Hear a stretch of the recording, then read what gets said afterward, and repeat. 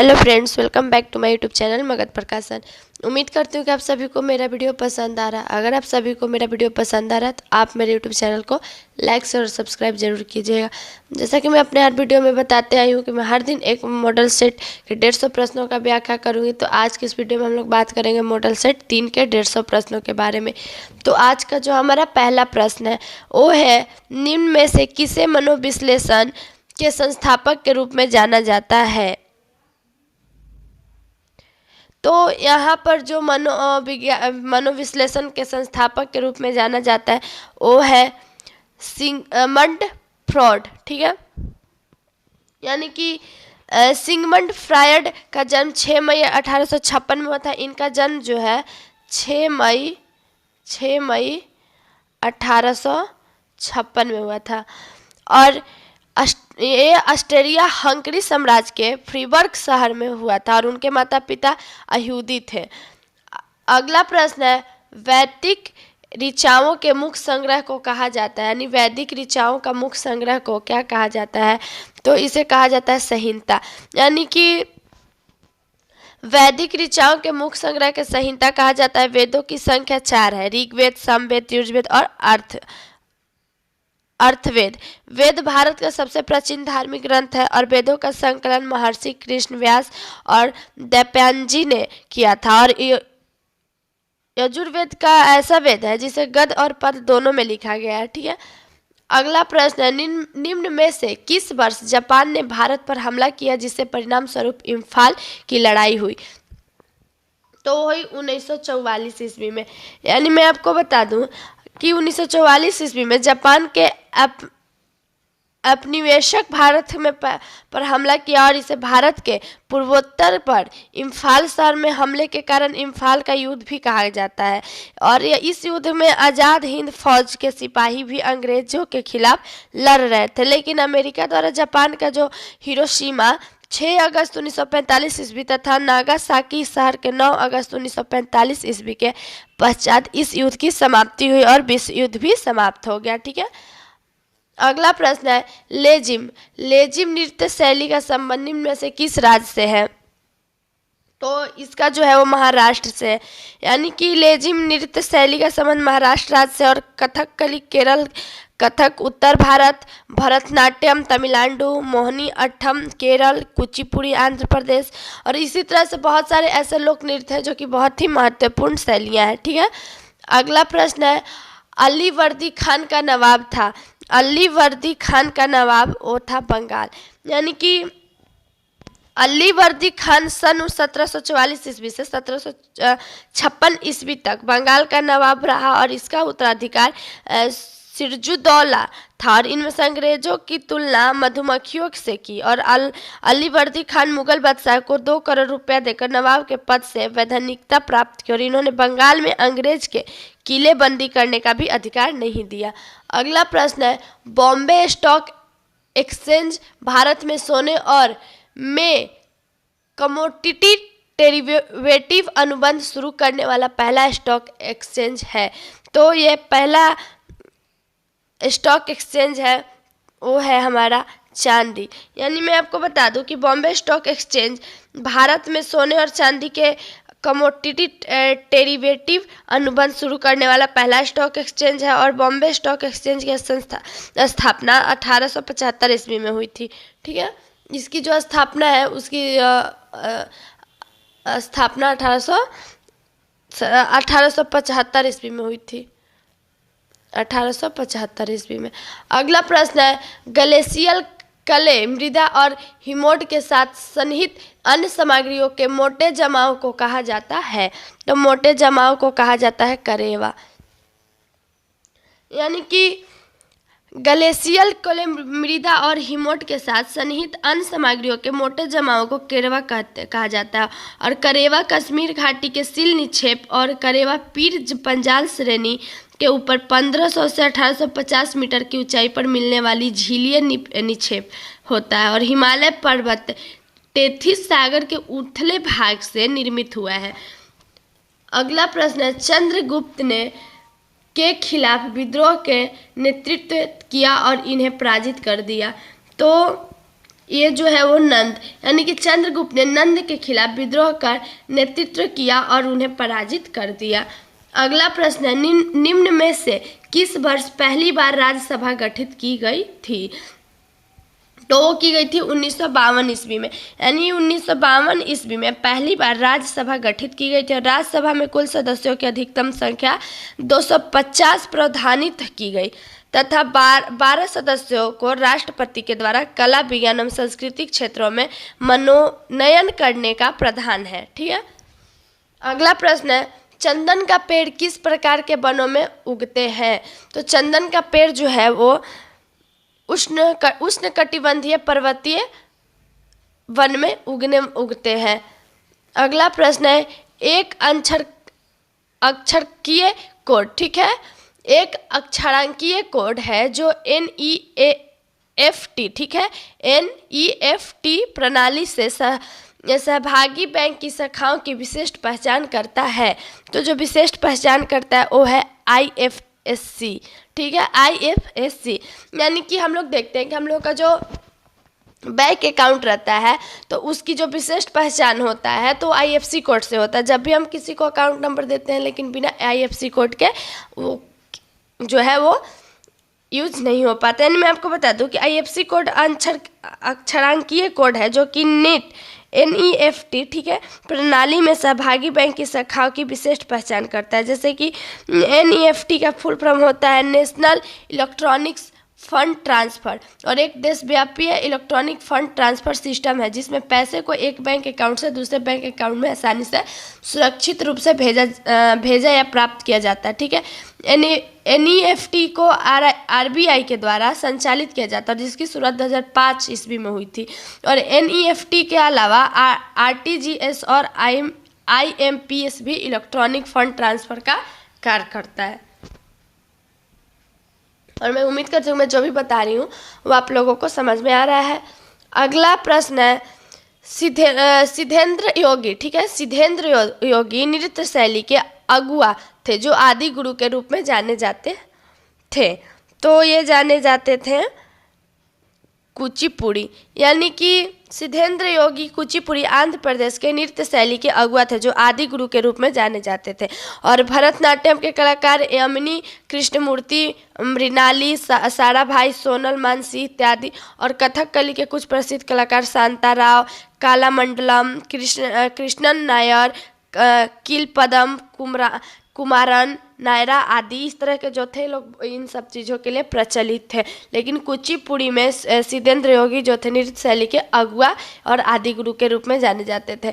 अगला प्रश्न है, द रिपब्लिक एथिक वॉल्यूम 3 किनके चयनित भाषणों का संकलन है? तो ये जो है वो रामनाथ कोविंद के भाषणों का संकलन है। अगला प्रश्न, निम्न को सही सुमेलित कीजिए। यानी हमारे पास दो सूची है, सूची पहला और सूची दूसरा, और इसे हमें सही रूप में सुमेलित करना है। तो ये सही रूप में इससे सुमेलित होगा। अगला प्रश्न है, संसद की गणपूर्ति निश्चित है। संसद की गणपूर्ति निश्चित है तो ये निश्चित है सदन की सदस्यता का 10वां भाग। यानी मैं आपको बता दूं कि भारतीय संविधान के अनुच्छेद 103 के अंतर्गत सदन के बैठक गठित करने हेतु गणपूर्ति सदन के सदस्यों की कुल संख्या का 10वां हिस्सा है। अगला प्रश्न है, सदन की सदस्यता का 1/8वां भाग निम्न में से कौन मृदा की बाह्य प्रभाव नहीं है? तो जो बाह्य प्रभाव नहीं है वो है विदेशी से ऋण प्राप्ति। ठीक है। यानी मैं आपको बता दूं कि विदेशी ऋण जिसे बाह्य ऋण के रूप में भी जाना जाता है और मृदा के बाहरी प्रभाव नहीं है। अगला प्रश्न है, विषुवतीय, ठीक है, विषुवतीय वर्षा वन को ब्राजील में किस नाम से जाना जाता है? तो विषुवतीय वर्षा वन को ब्राजील में जो है वो किस नाम से जाना जाता है? तो उसे जाना जाता है सेल्वास। यानी मैं आपको बता दूं कि अमेजन बेसिन के उष्णकटिबंधीय वर्षा वनों के सिलवास के नाम से जाना जाता है। और अमेजन वर्षा वन जो उत्तरी पश्चिमी ब्राजील के अधिकांश हिस्सों को आच्छादित करता है और कोलंबिया, पेरू और अन्य दक्षिण अमेरिका देशों में फैला हुआ, और यह विश्व का सबसे बड़ा उष्णकटिबंधीय वर्षा वन है। अगला प्रश्न है, किस माह में भारतीय वायुसेना दिवस मनाया जाता है? तो वो मनाया जाता है अक्टूबर माह में। यानी मैं आपको बता दूं कि प्रत्येक वर्ष 8 अक्टूबर को, ठीक है, कितने 8 अक्टूबर को देश में भारतीय वायुसेना दिवस मनाया जाता। और इस आयोजन का उद्घाटन जो है 1932 ईस्वी में हुआ था, ठीक है, हुआ था। और भारतीय वायुसेना आईएफ अमेरिका, चीन और रूस के बाद विश्व की चौथी सबसे बड़ी वायुसेना है, ठीक है। अगला प्रश्न, निम्नलिखित यमोत्तर में कौन सा भारत का मानक अम्योत्तर है? ठीक है, तो ये है 18 डिग्री 30 पूर्व, ठीक है। अगला प्रश्न है, निवेश प्राप्त करने हेतु सकल निवेश में से क्या घटाया जाता है? तो इसमें से घटाया जाता है मूल्यह्रास, यानी कि सकल निवेश को कुल व्यय के रूप में संदर्भित किया जाता है और जो मूल्यह्रास के लिए लेखांकन के बिना एक समय अवधि में पूंजीगत वस्तु क्रय के लिए किया जाता है। अगला प्रश्न है, कोटोपैक्सी पर्वतीय चोटी किस देश में स्थित है? तो ये स्थित है इक्वाडोर, यानी कि कोटोपैक्सी इक्वाडोर में स्थित एक एंडीज पर्वत में एक सक्रिय स्ट्रेटो ज्वालामुखी है और यह एक इक्वाडोर में दूसरा सबसे ऊंचा शिखर जिसकी ऊंचाई 5,897 मीटर है। इसकी ऊंचाई जो है 5,800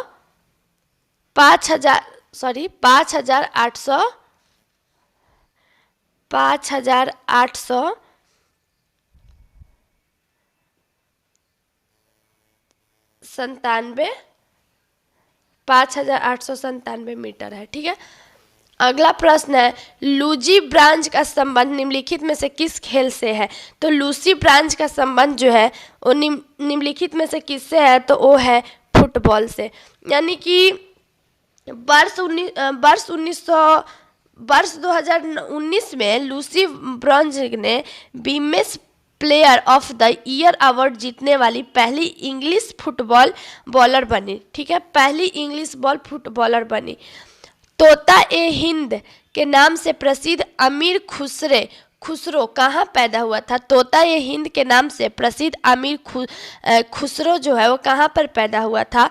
तो वो पैदा हुआ था पटियाली में, यानी कि अमीर खुसरो का जन्म 1253 ईस्वी में, इनका जन्म जो है 1253 ईस्वी में आधुनिक उत्तर प्रदेश के कासगंज जिले में पटियाली गांव में हुआ था और उन्हें तोता ए हिंद एवं इंडियन नाइटिंगेल के उपाधि दी गई है। वही दिल्ली के निजामुद्दीन औलिया में फकीर और आध्यात्मिक शिष्य थे। अगला प्रश्न, सामाजिक मूल्यों को आत्मसात करने की प्रक्रिया को कहते हैं, यानी सामाजिक मूल्यों को आत्मसात करने की प्रक्रिया को समाजीकरण कहते हैं, यानी कि मानदंडों और मूल्यों के आत्रीकरण को समाजीकरण के रूप में जाना जाता है और इसे एक ऐसी प्रक्रिया के रूप में परिभाषित किया गया है जिसके द्वारा एक व्यक्ति जो बहुत व्यापक श्रेणी में व्यवहार क्षमता के साथ पैदा हुआ है। अगला प्रश्न है, जीमैक्स संयुक्त नौसेना, ठीक है, जीमैक्स संयुक्त नौसेना अभ्यास किसके बीच है? तो ये जो है वो है भारत एवं जापान के बीच में, यानी कि समुद्री सुरक्षा सहयोग पर विशेष ध्यान देने के साथ जनवरी 2012 में जीमैक्स श्रृंखला के अभ्यास शुरू हुआ और यह भारतीय नौसेना और जापानी समुद्री आत्मरक्षा बल के बीच द्विवर्षीय रूप से आयोजित किया जाता है। निम्नलिखित में कौन सुमेलित नहीं है? यानी काली मृदा, महाराष्ट्र, ये जो हमारे 4 ऑप्शन है, तो इसमें से कौन जो है वो सुमेलित नहीं है? तो इसमें जो है वो पीठ मृदा गुजरात, यानी मैं आपको बता दूं कि पीठ यानी जैविक मिट्टी बिहार के उत्तरी भाग, उत्तराखंड के दक्षिणी भाग में, पश्चिम बंगाल के ओडिशा और तमिलनाडु के तटीय क्षेत्रों में व्यापक रूप से पाई जाती है और ये भारी वर्षा और उच्च आर्द्रता वाले क्षेत्रों में पाए जाते हैं जहां वनस्पति की अच्छी वृद्धि होती है। अगला प्रश्न है, चक्राकार प्रभाव के आरेख के अनुसार उत्पादन के कारकों के बाजार में, तो उत्पादन के कारकों के बाजार में परिवार खरीदार होते हैं और फर्म विक्रेता होते हैं। यानी कि ये एक ऐसी बाजार है जहाँ पर फर्म श्रम, भूमि और पूंजी जैसे इनपुट का उपयोग करके वस्तुओं और सेवाओं का उत्पादन करते हैं, और परिवार उत्पादन के कारकों को स्वामी है और फर्म द्वारा उत्पादित सभी वस्तुओं और सेवाओं को उपभोग करते हैं। इसीलिए उत्पादन के कारकों के लिए बाजारों में घर विक्रेता और फर्म खरीदार है। अगला प्रश्न, पहली बार बिक्स फिल्म संगोष्ठी का आयोजन किया गया मेजबान देश कौन था? तो ये देश था भारत। यानी कि केंद्रीय सूचना और प्रसारण मंत्री अनुराग ठाकुर ने सितंबर 2021 में प्रथम बिक्स फिल्म यानी प्रौद्योगिकी संगोष्ठी का उद्घाटन किया और भारत के आयोजित होने वाली बिक्स शिखर सम्मेलन के लिए विशेष आयोजनों का एक भाग रूप से भारत की पहली बार फिल्म प्रौद्योगिकी संगोष्ठी का आयोजन किया। अगला प्रश्न है, किब्बरले हीरा खनन केंद्र किस देश में स्थित है? तो किब्बरले हीरा खनन जो है वो किस देश में स्थित है? तो मैं आपको बता दूं कि ये जो है दक्षिण अफ्रीका में स्थित है। अगला प्रश्न है, पृथ्वी पर जीवन की उत्पत्ति कब हुई? तो पृथ्वी पर जीवन की उत्पत्ति 3.8 मिलियन वर्ष पहले हुई। यानी कि जटिल अणुओं के निर्माण के कारण पृथ्वी पर जीवन की उत्पत्ति लगभग 3.8 अरब वर्ष पूर्व मानी जा सकती है। अगला प्रश्न, व्यापार एवं प्रशुल्क पर समझौता की संस्थापन कहाँ हुई थी? तो इसकी संस्थापन जो है वो हुई थी जनेवा में। यानी मैं आपको बता दूं कि 30 अक्टूबर 1947 को जिनेवा स्थित पैलेस डेस्टिनेशंस के ने 23 देशों के द्वारा टैरिफ और व्यापार पर समान समझौते पर हस्ताक्षर किए थे और विश्व व्यापार संगठन की स्थापना 1 जनवरी 1995 में टैरिफ और व्यापार पर समान समझौते के उत्तराधिकार के रूप में की गई थी और इसका मुख्यालय जेनेवा यानी स्विट्जरलैंड में स्थित है। अगला प्रश्न है, महिलाओं के गोले यानी शॉट पुट का वजन होता है। महिलाओं के गोले यानी शॉट पुट का वजन जो है वो कितना होता है? तो इसका वजन जो है वो 4.0 किलोग्राम। यानी कि पुरुषों के शॉट पुट गोले का वजन प्रतियोगिताओं के लिए 16.01 पाउंड और 7.26 किलोग्राम होता है, जबकि महिलाओं के शॉट पुट गेंदों का वजन 8.8 पाउंड यानी 4 किलोग्राम होता है। अगला प्रश्न है, राजस्थानी भाषा में लघु कहानी के शीर्षक जिसे साहित्य अकादमी पुरस्कार प्रदान किया गया था वह है?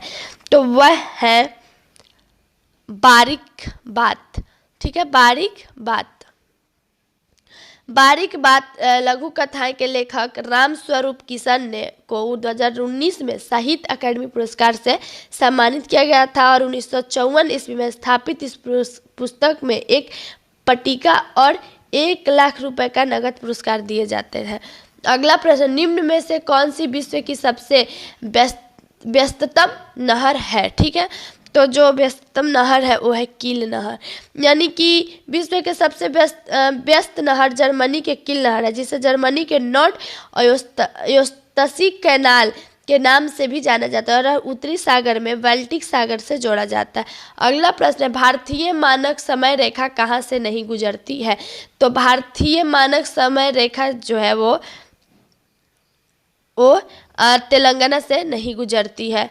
अगला प्रश्न, निम्नलिखित सुल्तानों में से कौन लाख बख्श के नाम से जाना जाता है? तो जो जाना जाता है कुतुबुद्दीन ऐबक। यानी कि कुतुबुद्दीन ऐबक दिल्ली सल्तनत के प्रथम शासक और गुलाम वंश के संस्थापक 1206 ईस्वी था और उसके द्वारा बड़ी रकम दान देने के कारण लाख बख्श या लाखों के दाता की उपाधि प्रदान की गई थी, जिसे कुरान खां के नाम से भी जाना जाता है। अगला प्रश्न है, किसी राज्य में विधान परिषद सृजन अथवा समाप्ति की जा सकती है? तो जो समाप्ति की जा सकती है वो है राज्य विधानसभा की तत्व संबंधी संकल्प को पारित कर संसद द्वारा। अगला प्रश्न है, किस दशक को United Nations decade of healthy ageing घोषित किया गया है? तो ये घोषित किया गया है 2021 से 2030। यानी मैं आपको बता दूं कि संयुक्त राष्ट्र महासभा ने वर्ष 2021 से 2030 को स्वस्थ वृद्धावस्था दशक घोषित किया और प्रत्येक वर्ष 1 अक्टूबर को संयुक्त राष्ट्र द्वारा वृद्धावस्था अंतर्राष्ट्रीय दिवस के रूप में मनाया जाता है। अगला प्रश्न है, राष्ट्रीय खेल दिवस कब मनाया जाता है? तो राष्ट्रीय खेल दिवस जो है वो मनाया जाता है 29 अगस्त को। यानी भारत में प्रत्येक वर्ष 29 अगस्त को राष्ट्रीय खेल दिवस मनाया जाता है, जो मेजर दयानचंद जिन्होंने हॉकी के जादूगर के रूप में माना जाता है और इनका जन्म जो है 29 अगस्त 1905 को प्रयागराज में हुआ था। अगला प्रश्न है, निम्नलिखित में से कौन सा लक्षण प्राथमिक समूह का है? निम्नलिखित में से कौन सा लक्षण जो है प्राथमिक समूह का है? तो ये है घनिष्ठ एवं आमने सामने का मेल मिलाप। अगला प्रश्न है, विश्व का सबसे तेज धावक उसेन बोल्ट कौन से देश का है? तो ये जो है वो है जमैका। यानी मैं आपको बता दूं कि उसेन बोल्ट जमैका के एक विश्व स्तरीय तेज धावक है, जिन्होंने 100 मीटर, 200 मीटर और 400 मीटर रेले में विश्व के रिकॉर्ड बनाया और उन्होंने लगातार 3 ओलंपिक 2008 में, 2012 में और 2016 में 100 मीटर और 200 मीटर के दौड़ पर स्वर्ण पदक जीता। अगला प्रश्न है प्रोटेस्टेंटवाद के जनक कौन थे? प्रोटेस्टेंटवाद के जनक कौन थे? तो उनके जनक जो है वो मार्टिन लूथर थे। अगला प्रश्न है, औरंगजेब की मृत्यु के समय मराठा साम्राज्य के नेतृत्व किसके पास था? तो इनका नेतृत्व जो है वो ताराबाई के पास था। ठीक है, मैं आपको बता दूं कि मुगल बादशाह आलमगीर औरंगजेब की मृत्यु 3 मार्च 1707 ईस्वी को औरंगाबाद के निकट खुलदाबाद में हुई थी और मराठा शासिका ताराबाई 1707 से 1708 ईस्वी तक मराठा साम्राज्य की प्रमुख थी। ताराबाई मोहिते काबिले से संबंधित थी और मराठा साम्राज्य के सेना प्रमुख हबीराव मोहिते की पुत्री थी। ठीक है, अगला प्रश्न है, भारतीय संविधान के किस संशोधन द्वारा मंत्रिपरिषद में मंत्रियों की संख्या को सीमित किया गया है? तो सीमित किया गया 91।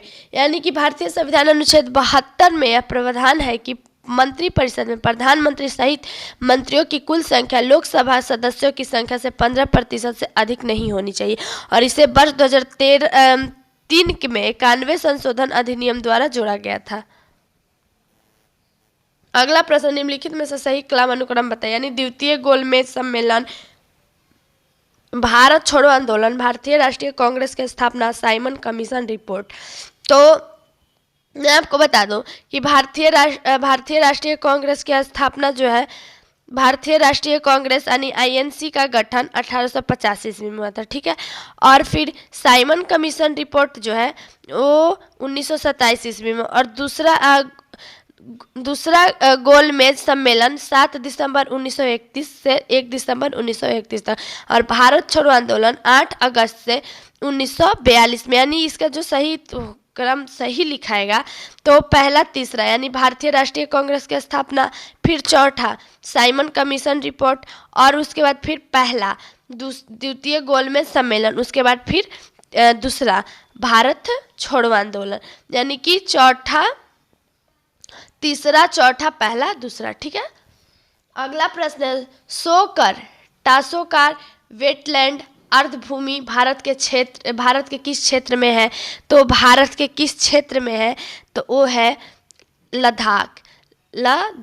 ठीक है, यानी मैं आपको बता दूं कि सोकर टासोकर बेसिन एक उच्च ऊंचाई वाला अर्धभूमि क्षेत्र है जिसमें 2 प्रमुख जल निकाय, प्रथम स्टार्ट सापुकत्सो जो एक मीठे पानी का झील और दूसरा तसोकर जो कि अति लवणीय झील है।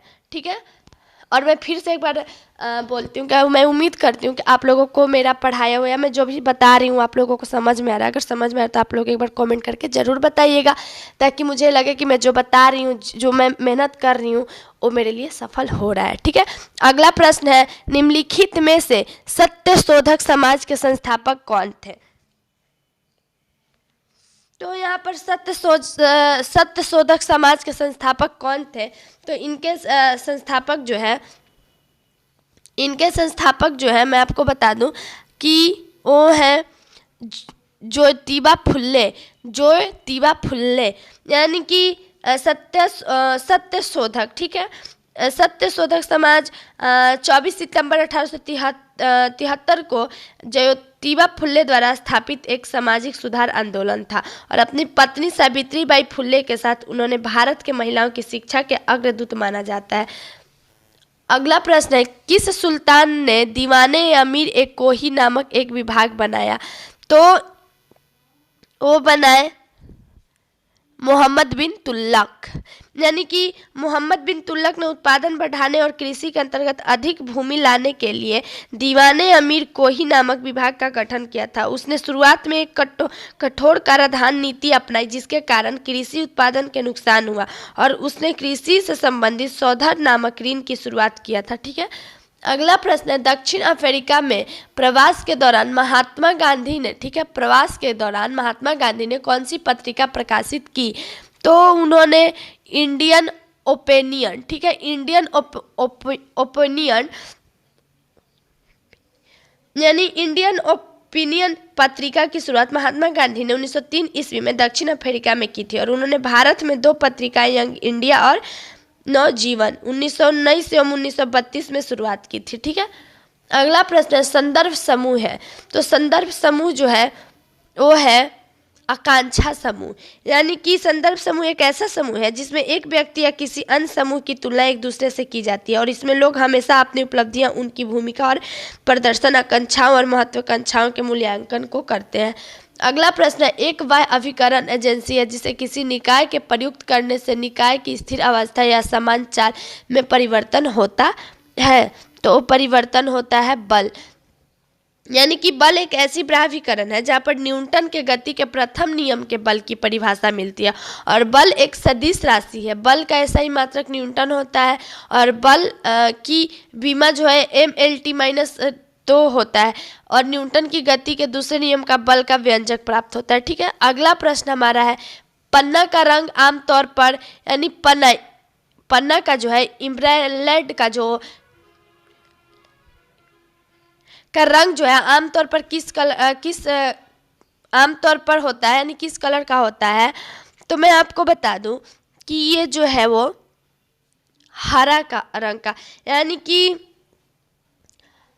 पन्ना का जो आमतौर पर रंग हरा होता है और यह बुध ग्रह का रत्न है। बेरिल खनिज के पन्ना बनता है और एक खनिज दक्षिणी महानदी, हिमालय, गिरनार और सोन नदी के पास पाया जाता है। अगला प्रश्न है, निम्न में से किस स्थान पर उगने वाले पौधे रात में कार्बन डाइऑक्साइड लेते हैं? तो रात में कार्बन डाइऑक्साइड लेते हैं रेगिस्तान, यानी कि रेगिस्तान में उगने वाली पौधे जो है जीरोफाइट से कहा जाता है और ये पौधे रात में कार्बन डाइऑक्साइड लेते हैं और ऑक्सीजन छोड़ते हैं। पौधे अपना भोजन प्रकाश संश्लेषण की क्रिया द्वारा प्राप्त करते हैं और पौधे की पत्तियां का रंग हरा क्लोरोफिल के कारण होता है, ठीक है। अगला प्रश्न, निम्न में से कौन सा कथन सही है? तो जो यहाँ पर हमारा 4 कथन है, इसमें से सही कौन सा है? तो मैं आपको बता दूं कि इसमें सही कथन है, किसी भी संवृत सतह के माध्यम से शुद्ध चुंबकीय प्रभाव शून्य होता है। यानी कि हम लोग अपने 9th-10th क्लास के बुक में, साइंस के बुक में पढ़े हैं कि किसी भी संवृत सतह के माध्यम से जो शुद्ध चुंबकीय प्रभाव होता है वो शून्य हो जाता है, क्योंकि वो जो है वो मध्य रूप से शुद्ध चुंबकीय प्रभाव जो होता है वो बिल्कुल ही शून्य होने लगता है। अगला प्रश्न, निम्नलिखित में से कौन सी संचय जड़ मूल नहीं है? तो जो जड़ मूल नहीं है वो है श्वसन मूल, यानी कि श्वसन मूल रूपांतरित मुस्साला, ठीक है, मुस्सला जड़ें होती है और ये पौधे समुद्र तटों के पास खड़ी दलदले अथवा छिछले किनारों के छोटे छोटे टापुओं के कीचड़ युक्त स्थानों पर उगते हैं और इन पौधों के जड़ों में वृद्धि और श्वसन हेतु मृदा की सतह के नीचे पर्याप्त मात्रा में ऑक्सीजन उपलब्ध नहीं हो पाती है, ठीक है। अगला प्रश्न है, यदि किसी स्प्रिंग के धारा प्रभावित कराई जाती है तो स्प्रिंग होगी, तो ये होगी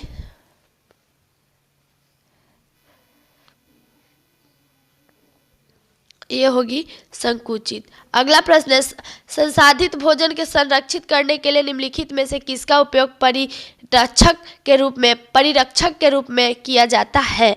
तो ये जो है वो सोडियम मेटाबाइल सल्फेट, ठीक है। यानी मैं आपको बता दूं कि प्रसंस्कृत खाद्य पदार्थ को सुरक्षित करने के लिए जिन पदार्थों का रसायनों का उपयोग किया जाता है उन्हें खाद्य संरक्षक के रूप में जाना जाता है, और प्रसंस्कृत भोजन की सुरक्षा के लिए परिरक्षक के रूप में सोडियम मेटाबाइसल्फेट का उपयोग किया जाता है। अगला प्रश्न है, वेबर के अनुसार सामाजिक विज्ञान की पूर्ण व्याख्या सामाजिक क्रिया का एक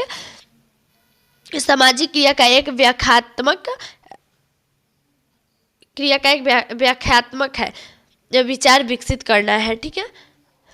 यानी कि मैं आपको बता दूं कि मैक्स वेबर के समाजशास्त्र की कल्पना सामाजिक क्रिया के व्यापक विज्ञान के रूप में की गई है। उन्होंने समाजशास्त्र को इस प्रकार परिभाषित किया है कि सामाजिक क्रिया की व्याख्यात्मक बोध द्वारा उसके दिशा क्रम में परिणामों का कारण विश्लेषण में पहुंचने का प्रयास करता है, ठीक है।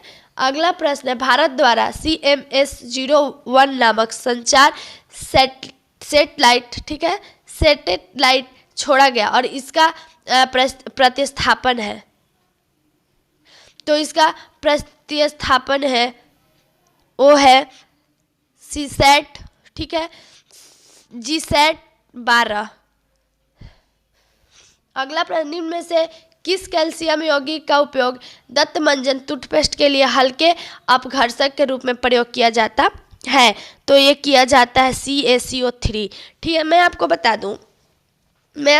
दूं कि अपघर्षक फलक को हटाने और स्वच्छता को बढ़ावा देने के में सहायक होता है, और टूथपेस्ट को कैल्शियम कार्बोनेट यानी CaCO3 का उपयोग हल्के अपघर्षक के रूप में किया जाता है। अगला प्रश्न है, प्रभावी कीटाणुनाशक जो कि उपकरणों की सतह को साफ करने के लिए उपयोग में लिया जाता है, तो लिया जाता है सोडियम मेटासिलिकेट, ठीक है, मेटासिलिकेट। अगला प्रश्न है, निम्नलिखित में से कौन सी धातु हमारे शरीर में रक्त का थक्का जमने के लिए उत्तरदायी है? तो वो उत्तरदायी है कैल्शियम। यानी कि रक्त का थक्का जमाने के लिए कैल्शियम आयन आवश्यक है, क्योंकि प्लेटलेट्स और ऊतक के एंजाइमों को फॉस्फोलिपिड से बांधने में मदद करता है, जो कि प्रतिक्रिया को तेज करता है, और विटामिन के रक्त को थक्का होने के लिए उत्तरदायी है। अगला प्रश्न है, क्या होता है जब किसी वहित मल का विसर्जन किसी जलाशय में किया जाता है? तो वो होता है घुली ऑक्सीजन का गिरना। यानी कि सीवेज जब किसी झील या नाले के पे प्रवेश करता है तो सूक्ष्मजीव कार्बनिक पदार्थों को विघटित करना शुरू कर देता है, और जहाँ ऑक्सीजन की खपत होती है, क्योंकि सूक्ष्मजीव अपने चयापचय जिसका उपयोग करते हैं, और यह जल उपलब्ध ऑक्सीजन को शीघ्रता से समाप्त कर सकता है। अगला प्रश्न है, यदि किसी अप्रवर्ती प्रतिरोधक के सिरों के बीच का विभवांतर आधा कर दिया जाए तो विद्युत शक्ति का मान हो जाएगा 1/4। यानी कि किसी स्थिर प्रतिरोधक के सिरों के बीच यदि विभवांतर का आधा कर दिया जाता है तो विद्युत शक्ति का 1/4 हो जाती है। अगला प्रश्न है, जहरीला पदार्थ जो हरा आलू में पाया जाता है, जहरीला पदार्थ जो है वो हरा आलू में पाया जाता है, तो पाया जाता है सोलानाइन, ठीक है, सोलानाइन। यानी मैं आपको बता दूं कि हरे आलू में टॉक्सिन यानी सोलानाइन का उच्च स्तर होता है, और आलू स्वाभाविक रूप से कीड़ों में बचाव के रूप में थोड़ी मात्रा में सोलानाइन का उत्पादन करता है, लेकिन प्रकाश और गर्म तापमान में लंबे समय तक संपर्क में रहने से इसका स्तर बढ़ जाता है। अगला प्रश्न है, हैकिंग के लिए किसी यूजर का पासवर्ड पता करना कहलाता है? तो हैकिंग के लिए किसी यूजर का पासवर्ड पता करना वो कहलाता है सिनकिंग, ठीक है। यानी पासवर्ड हैकिंग एक तकनीक है जिसमें कि विशेष सॉफ्टवेयर एप्लीकेशन का उपयोग किया जाता है, और जो एक हैकर के उपयोगकर्ता के नेटवर्क ट्रैफिक के अनुरूप उसके नाम और पासवर्ड हैक करने की अनुमति प्रदान करता है। अगला प्रश्न है, माइकोटॉक्सिस उत्पादन होते हैं, तो ये उत्पादन जो है वो होते हैं कवक द्वारा, ठीक है, कवक द्वारा। यानी कि माइकोटॉक्सिन माइक्रोफंगी द्वारा निर्मित द्वितीय मेटाबोलाइट्स है, जो कि मनुष्य और अन्य जानवरों में बीमारी होने से मृत्यु का वाहक है। अगला प्रश्न है, बोर के सिद्धांत के अनुसार परमाणु त्रिज्या r का मुख्य क्वांटम संख्या n में से संबंध दिया जाता है। तो इसका संबंध n से जो है वो दिया जाता है Rn से, ठीक है। अगला प्रश्न है, रुधिर में पैदा होने वाले सूक्ष्म जीवों को फास कर रुधिर निस्पंदक फिल्टर के रूप में काम करता है। तो वो काम करता है फलीहा।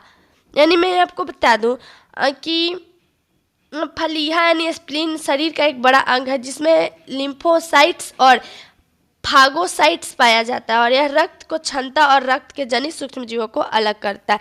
अगला प्रश्न है, खाद्य श्रृंखलाओं के इंटरलॉकिंग पैटर्न को क्या कहा जाता है। तो इंटरलॉकिंग पैटर्न को क्या कहा है, तो खाद्य जाल।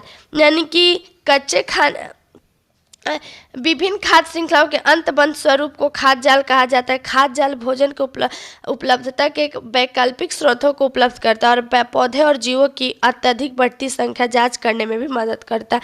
अगला प्रश्न है, कच्चे खाने वाले खाद्य पदार्थ का धोना चाहिए। कच्चे खाने वाले जो खाद्य पदार्थ होते हैं उसे धो कर ही खाना चाहिए क्योंकि वो KMNO4 है से। यानी मैं आपको बता दूं कि कच्चे खाने वाले खाद्य पदार्थ को पोटेशियम पैरामैग्नेट यानी KMNO4 से धोना चाहिए और यह कीटाणुओं के जीवाणु और कीटनाशकों को दूर रखने में बहुत प्रभावी है। अगला प्रश्न है, बलीय वर्षा के लिए निम्नलिखित में से कौन सा गैस जिम्मेदार है।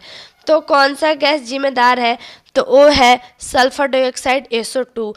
यानी क्या अम्लीय वर्षा एक रासायनिक प्रतिक्रिया के कारण होती है और जो तब शुरू होती है जब सल्फर डाइऑक्साइड SO2 के नाइट्रोजन और ऑक्साइड जैसे यौगिक वायु को छोड़ जाते हैं। सल्फर डाइऑक्साइड और नाइट्रोजन डाइऑक्साइड ऑक्सीकरण के प्रक्रिया के गुजरते और फिर वो जल के साथ प्रतिक्रिया करता है जिसके परिणाम स्वरूप क्रमशः सल्फ्यूरिक एसिड H2SO4 और नाइट्रिक एसिड NHNO3 बनता है, ठीक है। अगला प्रश्न है, सही कथन की पहचान कीजिए। यानी यहाँ पर 4 कथन है और इसमें हमें सही कथन का पहचान करना है। जो सही कथन है वो हमारा है इनमें से कोई नहीं। यानी कि मौसम वायुमंडल की क्षणिक अवस्था है, जलवायु अपेक्षाकृत लंबे समय की मौसमी दशाओं को औसत है। तो यहाँ पर कोई भी जो है कथन वो सही नहीं है।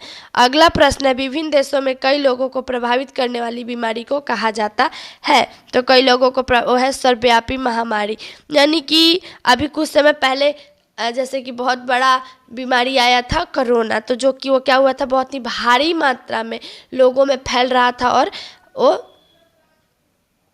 लोगों को प्रभावित कर रहा था। तो उस बीमारी को हम लोग सर्वव्यापी महामारी यानी महामारी नाम दिए थे। तो महामारी एक ऐसी बीमारी की प्रकोप है जो तेजी से फैलती है और एक ही समय में कई लोगों को प्रभावित करती है और कई देशों में महाद्वीपों में बड़ी संख्या में लोगों को प्रभावित करती है। जैसे कि अभी एग्जाम्पल में हम लोग ले सकते हैं कोरोना, ठीक है।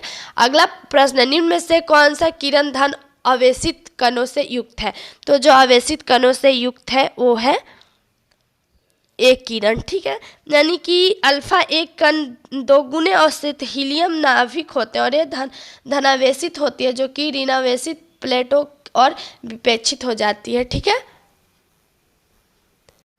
तो हमारा अगला प्रश्न है, कोई दुकानदार प्रत्येक वस्तु पर क्रय मूल्य से 25% अधिक मूल्य अंकित करता है, उस पर 10% की छूट देता है। नियमित ग्राहक होने के कारण श्रुति को बिल पर 5% की अतिरिक्त छूट मिलती है और खरीदी गई एक वस्तु के लिए वह 2394 रुपये का भुगतान करते। उस वस्तु का क्रय मूल्य ज्ञात करें रुपए में। तो यहाँ पर हमें उसके क्रय मूल्य को ज्ञात करना है रुपए में। तो सबसे पहले हम यहाँ पर लिखेंगे कि मानक की क्रय मूल्य, ठीक है। मानक की क्रय मूल्य इक्वल टू x रुपये। तो यहाँ पर हम लोग इसको लिख सकते हैं कि x गुना, ठीक है, 125 बटा 100 गुना 90 बटा 100 गुना 95 बटा 100 इक्वल टू 2394, ठीक है। अब यहाँ पर टोटल को गुना करके डिवाइड कर देंगे तो हमारा क्या आ जाएगा, 2240 रुपया आ जाएगा, ठीक है। अगला प्रश्न, ए और बी मिलकर एक निश्चित कार्य को 20 दिन में पूरा कर सकते हैं जबकि बी और सी मिलकर उसी कार्य को 24 दिन में पूरा कर सकते हैं। यदि ए सी के दोगुना कुशल श्रमिक है तो बी अकेले उस कार्य को 40% भाग को कितने समय में करेगा। तो यहाँ पर जैसे कि यहाँ पर हम लोग मान लेंगे कि ए और बी, ठीक है, यहाँ पर जैसे ए बी दिया हुआ है, ठीक है, और बी सी दिया हुआ है, ठीक है।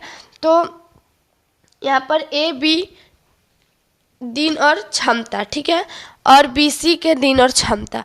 तो ए और बी के क्या है, ए प्लस बी के दिन और क्षमता जो है, दिन जो है वो यहाँ पर दिन होगा जो 6 है, और क्षमता जो है वो दिन जो है वो 20 है, ठीक है, दिन जो है 20 है और क्षमता, ठीक है, क्षमता जो है वो 6 है।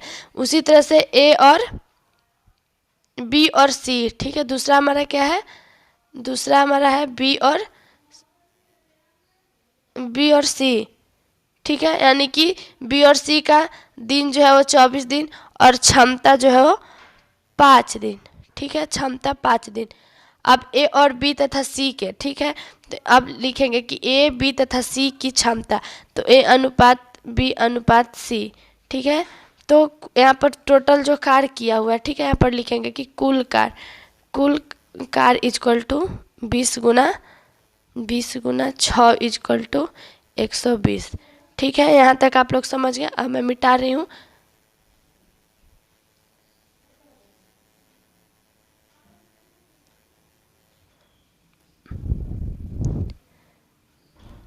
अब हम लोग लिखेंगे कि बी को अकेला 40% भाग को करने में लगा समय, ठीक है, बी को अकेला उस कार्य को 40% भाग को करने में लगा समय इजक्वल टू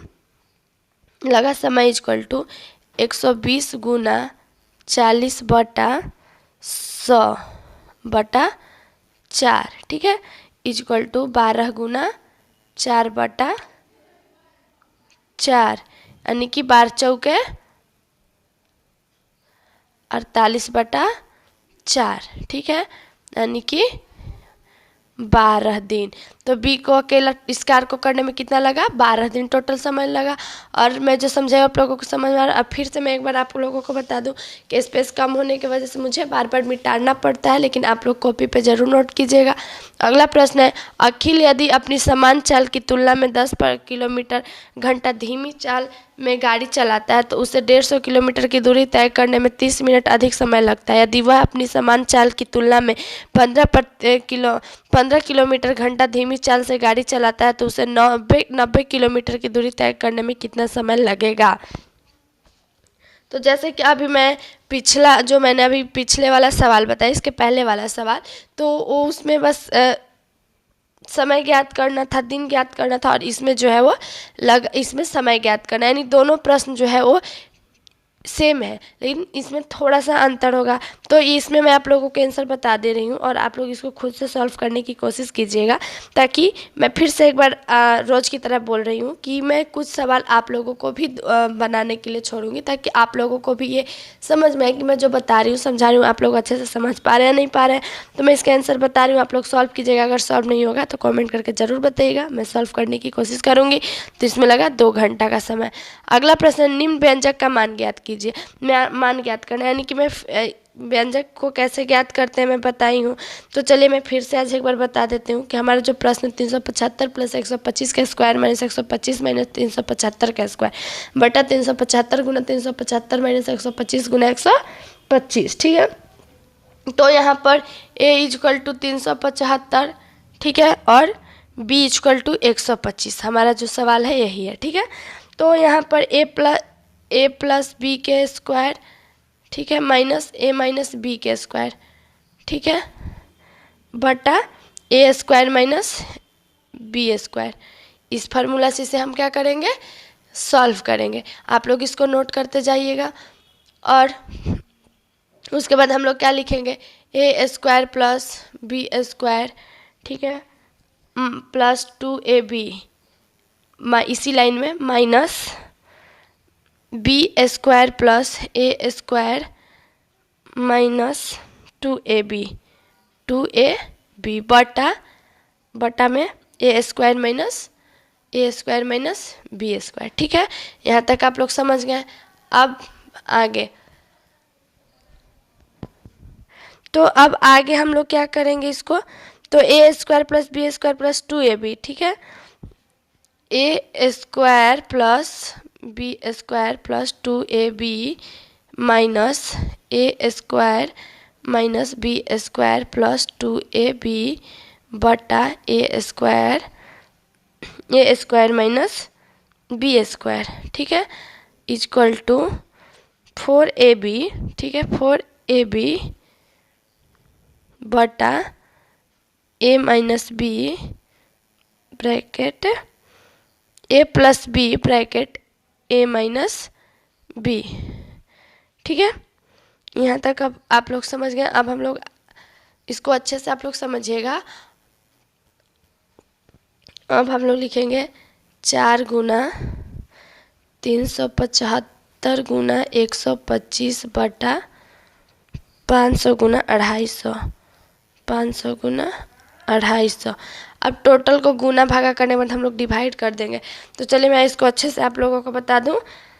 तो यहाँ पर हमें गुना क्या करना है, 4 गुना 375 गुना 125, ठीक है, यानी कि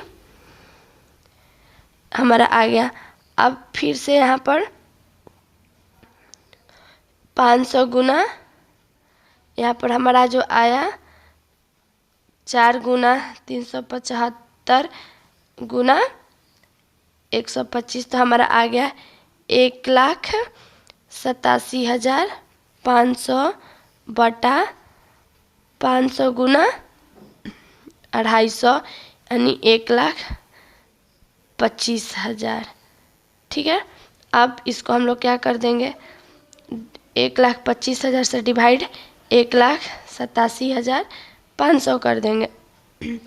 तो यहाँ पर टोटल गुना भागा करने में हमारा 3/2 आंसर आ जाएगा, ठीक है। अगला प्रश्न है, एक विक्रेता एक वस्तु को उसके क्रय मूल्य से 16% कम मूल्य पर बेचता है। यदि वह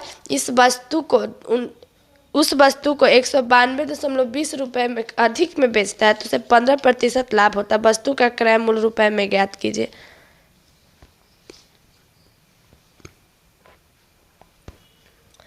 तो यहाँ पर हम लोग माना कि क्रय मूल्य इक्वल टू 100 रुपये लिखेंगे, कि माना कि क्रय मूल्य इक्वल टू 100 रुपया, तो 15% लाभ, तो यहाँ पर 15% लाभ पर बेचेगा, ठीक है।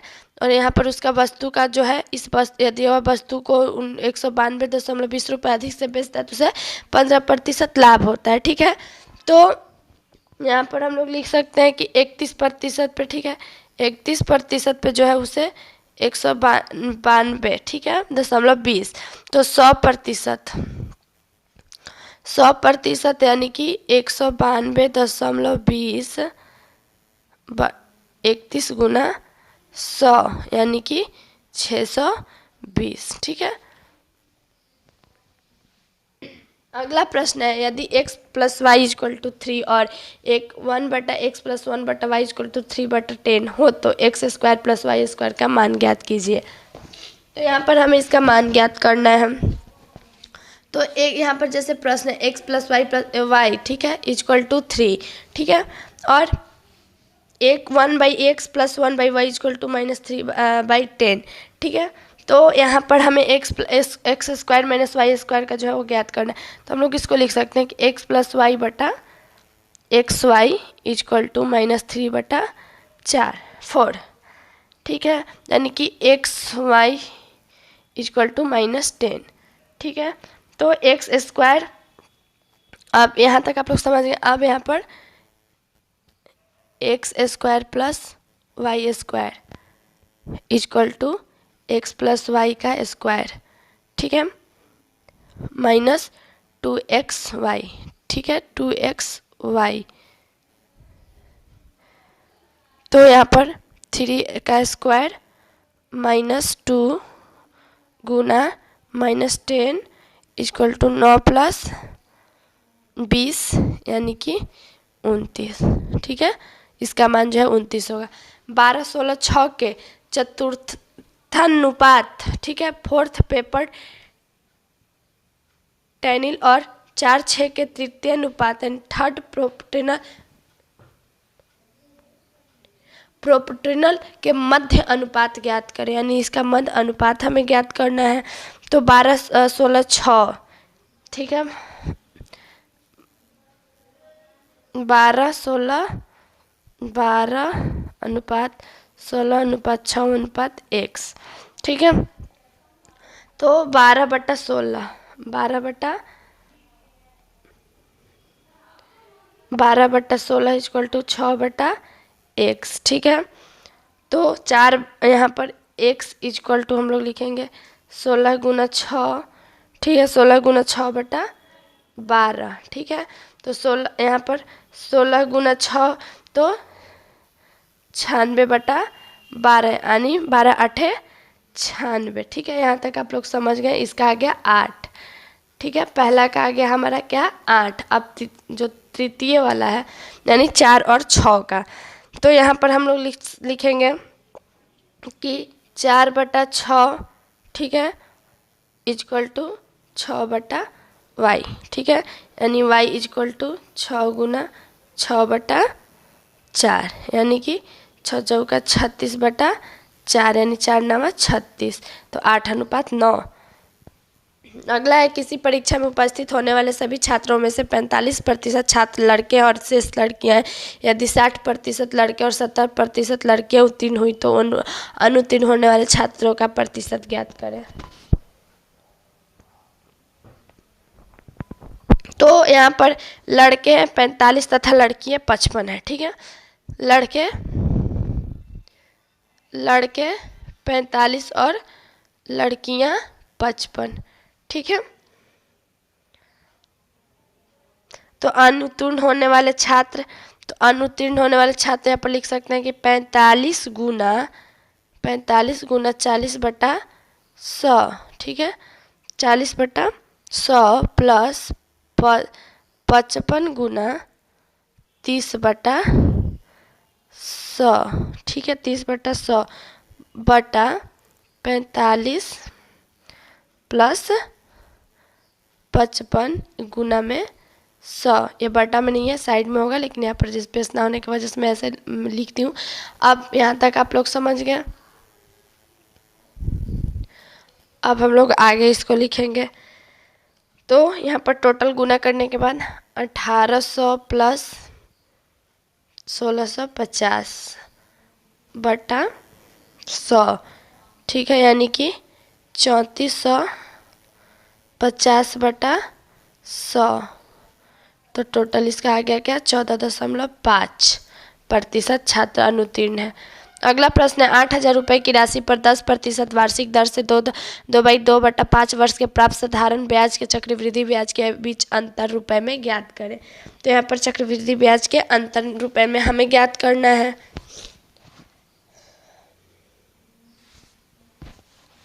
तो मैंने अपने पिछले वीडियो में भी इस तरह के कई सवालों को बताई हूँ। तो जिन्होंने अभी तक मेरे वीडियो को नहीं देखा तो मेरे यूट्यूब चैनल को सब्सक्राइब करें और जल्दी से मेरे सारे वीडियो को देखें, ताकि आप लोगों को समझ में आ जाएगा कि मैं इस तरह के सवाल को कैसे सॉल्व की हूँ, ताकि आप लोगों को और अच्छे से समझ में आ जाए और आप लोग मेरे पिछले वीडियो को देखकर इसमें से कुछ सवाल खुद से सॉल्व कर पाएँ, ठीक है।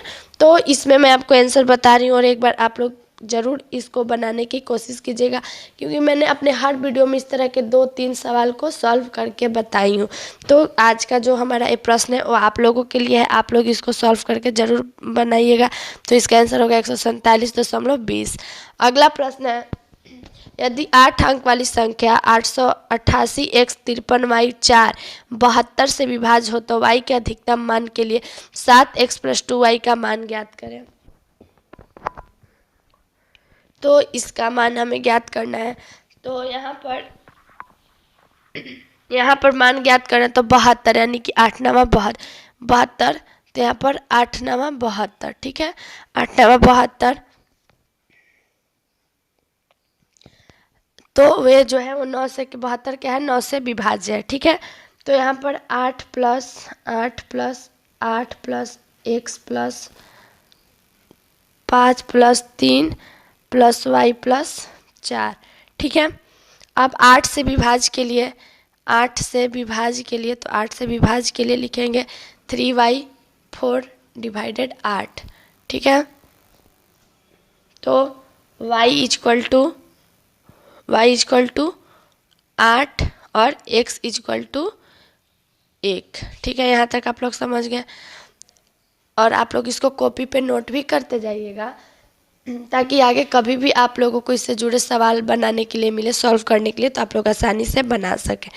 अब यहाँ पर y इक्वल टू 8 और y के अधिकतम मान के लिए, ठीक है, y इक्वल टू 8, ठीक है, और y के अधिकतम लिखेंगे कि y के अधिकतम मान के लिए, तो y इक्वल टू 8, तो x इक्वल टू 1, तो यानी यहाँ पर लिखेंगे 7x प्लस 2y। ठीक है, 7x प्लस 2y यानी कि 7 गुना 1 प्लस 2 गुना 8।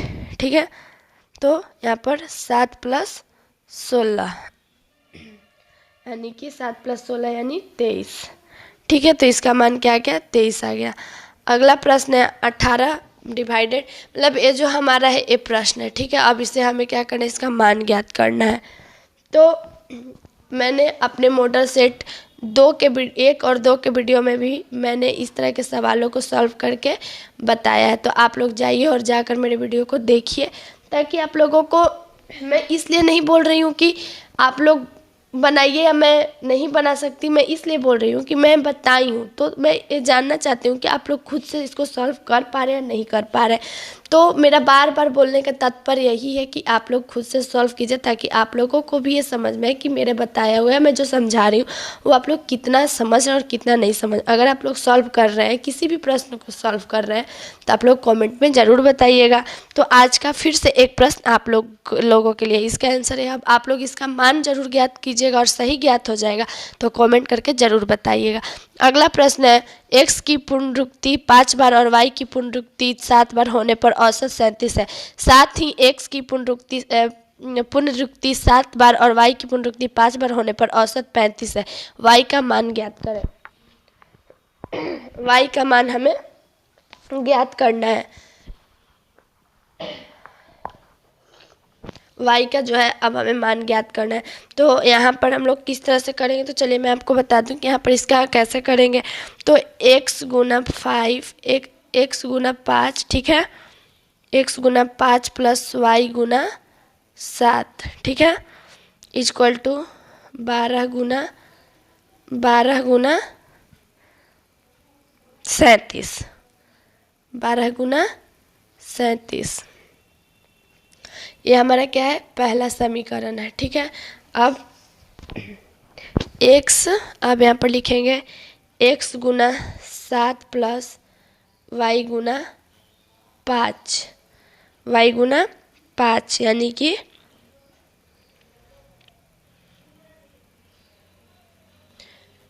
यहाँ पर थोड़ा सा बस मिस्टेक हो गया, मैं इसको फिर से आप लोगों को एक बार बता दूं कि सबसे पहले यहाँ पर हम लोग फिर से लिखेंगे कि x गुना 5 प्लस y गुना 7 इक्वल टू 12 गुना 37। ठीक है, 5x plus 7y equal to 12 गुना 37, ये हमारा क्या हो गया, पहला समीकरण हो गया। अब हम लोग लिखेंगे कि x गुना 7 प्लस y गुना 5, ठीक है, इक्वल टू 35 गुना 12 यानी कि 7x plus 5y equal to 35 गुना 12, ये हमारा क्या हो गया, दूसरा समीकरण हो गया। ठीक है, यहाँ तक आप लोग समझ गए। अब हम लोग आगे लिखेंगे कि अब समीकरण 1, ठीक है, में 7 से गुना करके, समीकरण 1 में 7 से गुना करके समीकरण 2 से 5 से गुना करके घटाने पर, ठीक है, समीकरण 1 में 7 से गुना करके और समीकरण 2 में 5 से गुना करके घटाने पर, तो यहाँ पर लिखेंगे कि 35x, ठीक है, plus 49y minus 35x minus 25y equal to 3108 minus 2100 equal to 24y equal to 1008। ठीक है, यानी कि y इक्वल टू 42। ठीक है, तो y का मान क्या है, 42। अगला प्रश्न है, एक 200 मीटर लंबी रेलगाड़ी 75 किलोमीटर घंटा की औसत चाल से जा रही है और एक दूसरी रेलगाड़ी जो 250 मीटर लंबी और 33 किलोमीटर घंटा की औसत चाल से पहली रेलगाड़ी की विपरीत दिशा में आ रही है। दोनों रेलगाड़ी कितने समय बाद एक दूसरे को पार कर जाएगी? तो यहाँ पर कुल दूरी हमारा क्या है, तो कुल दूरी लिखेंगे कि कुल दूरी इज इक्वल टू, कुल यहाँ पर लिखेंगे कि कुल दूरी is equal to 200 plus 250 equal to 450, 450 metre. वास्तविक चाल क्या है हमारा है, वास्तविक चाल 75 और 33। तो लिखेंगे कि वास्तविक चाल इक्वल टू 75 प्लस 33, ठीक है। तो 100 इक्वल टू 108 किलोमीटर, ये मीटर, ठीक है। यहाँ तक समझ गए? अब यहाँ पर हम लोग यहाँ तक अब समझ गए। अब हम लोग लिखेंगे कि 108 गुना 5/18 30 मीटर सेकेंड, ठीक है, 30 मीटर सेकेंड, ठीक है। अब हम लोग लिखेंगे कि अपशिष्ट समय इक्वल टू, ठीक है, तो समय इक्वल टू दूरी बटा चाल, ठीक है, दूरी बटा चाल, यानी कि 450/30 यानी कि 15 सेकेंड। अगला प्रश्न है 0.6 प्लस 0.66 प्लस 0.066 प्लस 6.606। प्रश्नवाचक चिन्ह के पास का हमें ज्ञात करना है। तो हम लोग इसको इस तरह से लिख सकते हैं कि प्रश्नवाचक चिन्ह इक्वल टू 0.6, ठीक है, 0.6 प्लस 0.66 प्लस 0.066 प्लस 6.606, ठीक है, इक्वल टू 7.932। टोटल को प्लस करने के बाद 7.932। अगला प्रश्न है, पूर्ण वर्ग संख्या बनाने के लिए 16,259 में क्या जोड़ना चाहिए? तो 16,259, ठीक है, 16,259 128 का स्क्वायर, ठीक है, 128 का स्क्वायर। तो यहाँ पर 16,259 में 16,384 क्या है, छोटा है, ठीक है। तो यहाँ पर क्या करेंगे हम लोग, 16,384 माइनस 16,259 यानी कि 125 जोड़ना चाहिए। अगला प्रश्न है, अगर दो क्रमागत संख्याओं का वर्ग का अंतर 47 हो तो छोटी संख्या ज्ञात करें। माना कि छोटी संख्या इक्वल टू एक्स, क्या माना कि छोटी संख्या इक्वल टू एक्स, बड़ी संख्या, ठीक है, बड़ी संख्या इक्वल टू एक्स प्लस 1, लिखेंगे कि बड़ी संख्या इक्वल टू एक्स प्लस 1। अब प्रश्न अनुसार है, इसको हम लोग सॉल्व करेंगे तो एक्स प्लस 1 का स्क्वायर, ठीक है, एक्स प्लस 1 का square minus X square equal to 47, ठीक है, यानी कि X square plus 2x plus 1 minus X square equal to 47, ठीक है, इक्वल टू 47। यानी कि यहाँ तक आप लोग समझ गए। अगर आप लोगों को कोई भी कन्फ्यूजन हो तो आप लोग ज़रूर कमेंट कीजिएगा यहाँ तक, ठीक है। अब 2x इक्वल टू 46, ठीक है, तो x इक्वल, तो यहाँ पर लिखेंगे कि x इक्वल टू 46/2, तो x इक्वल टू क्या आ गया, 23, ठीक है।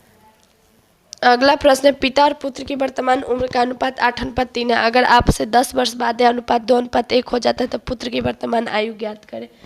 तो पुत्र के वर्तमान आयु हमें ज्ञात करना है। तो यहाँ पर लिखेंगे कि माना कि पिता की आयु इक्वल टू 8x, ठीक है, 8x, माना कि पिता की आयु इक्वल टू 8x तथा पुत्र की आयु इक्वल टू 3x, ठीक है, पुत्र की आयु इक्वल टू 3x। मैं जो बोल रही हूँ उसे भी नोट कीजिएगा और जो लिख रही हूँ, क्योंकि स्पेस कम होने की वजह से मैं वर्ड्स लिखती हूँ, बाकी जो बड़ा होता है वो मैं बोलती हूँ, ठीक है। तो माना कि पिता की आयु इक्वल टू 8x तथा पुत्र की आयु इक्वल टू 3x। अब इसको हम लोग क्या करेंगे, 8x प्लस 10 बटा 3x+10, ठीक है, इक्वल टू 2/1, ठीक है, 2/1। यहाँ तक आप लोग समझ गए। अब हम लोग आगे लिखेंगे कि 10x+20x, 20x equal to 16x+16y, ठीक है।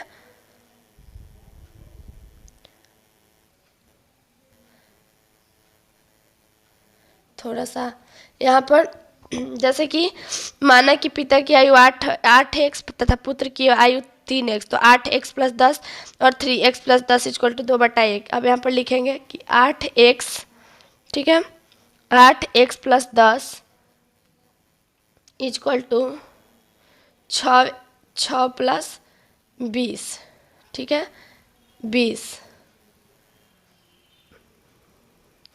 यानी कि 2x इक्वल टू 10, यानी कि x इक्वल टू 10/2, यानी कि 5, ठीक है, 5 वर्ष। तो पुत्र की, अब यहाँ पर लिखेंगे कि पुत्र की वर्तमान आयु, क्या लिखेंगे, पुत्र की, अब हम लोग लिखेंगे पुत्र की वर्तमान आयु इक्वल टू 3x, पुत्र की वर्तमान आयु equal to 3x equal to 3 गुना 5 इक्वल टू 15 वर्ष।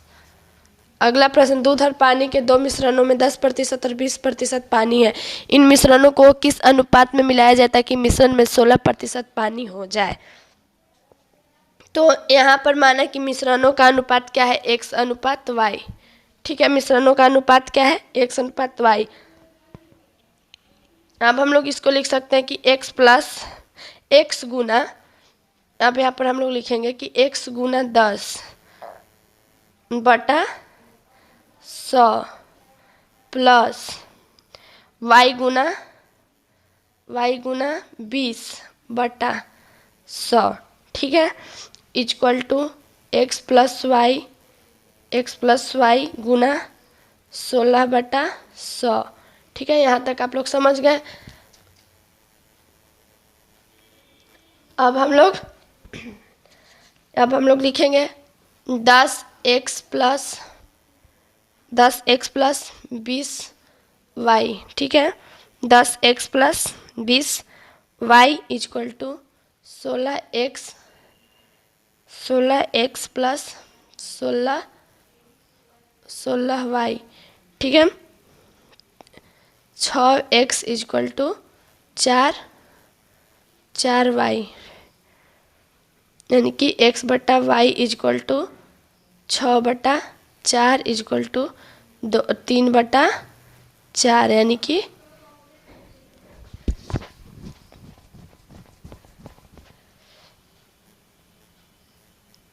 यहाँ पर 4/6 कर दिए, या इसको इस तरह से भी लिख सकते हैं 4/6, ठीक है। तो यहाँ पर 2/3, यानी 2:3।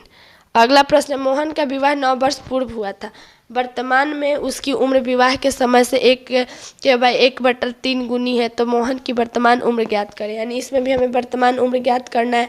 तो अभी मैं जस्ट इसी वीडियो में एक सवाल, पहले वाले सवाल में इसी तरह से बताई हूँ कि उसमें भी वर्तमान उम्र ही ज्ञात करना था। तो मैं इसका आंसर बता देती हूँ, आप लोग इसको खुद से ज़रूर सॉल्व कीजिएगा, ताकि मैं हर एक प्रश्न बताऊंगी और दूसरा प्रश्न आप लोगों के लिए, आप लोगों को दूंगी, ताकि आप लोग को भी समझ में कि आप लोग कितना मेरे पढ़ाए हुए समझ रहे हैं, ठीक है। तो इसका जो है 36 वर्ष, ठीक है। अब 36 वर्ष वर्तमान उम्र कैसे है, तो आप लोग इसको खुद से सॉल्व कीजिएगा। अगला प्रश्न, एक संख्या में जब 25% की वृद्धि की जाती है तो वह 80 हो जाता है, वह संख्या है। तो माना कि संख्या इक्वल टू x, ठीक है, माना कि संख्या इक्वल टू x, तो यहाँ पर x प्लस, ठीक है, x गुना, यहाँ पर x गुना 125/100 इक्वल टू 80, ठीक है, यानी कि x इक्वल टू 80 गुना 100, 80 गुना 100/125, ठीक है। 100 इक्वल टू 80 गुना 4/5, ठीक है।